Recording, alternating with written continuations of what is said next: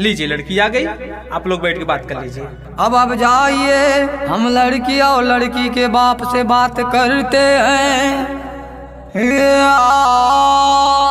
कमीने, अपने बच्चे की तारीफ बता। मेरा लड़का कर्फ्यू में निकल जाता है। मेरी बेटी की वजह से कर्फ्यू लग जाता है।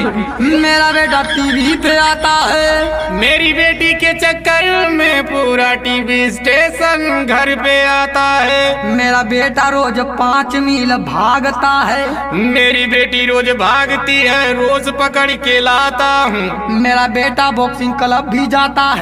मेरी बेटी नाइट क्लब में जाती है। मेरे बेटे पे शहर की लड़कियां मरती हैं। मेरी बेटी के चक्कर में आपस में लड़के लड़ते हैं। मेरा बेटा मेरी आंखों का तारा है। मेरी बेटी